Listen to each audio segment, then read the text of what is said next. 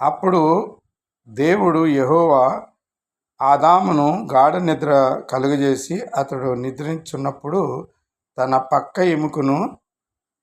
పక్క ఎముకలలో ఒక దాన్ని తీసి ఆ చోట మాంసముతో పూడ్చెను. ఆ తర్వాత దేవుడైన యెహోవా తాను ఆదాము నుండి తీసిన పక్కన ఎముకడు స్త్రీగాను నియమించి ఆమె ఆదాముకు వద్దకు తీసుకొని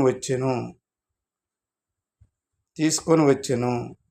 అప్పుడు ఆదాము ఇట్లనెను, నా ఎముకలలో ఎముక, నా మాంసంలో మాంసం, ఇది నరుల్లో నుండి తీయబడినది గనుక నారి అనబడును.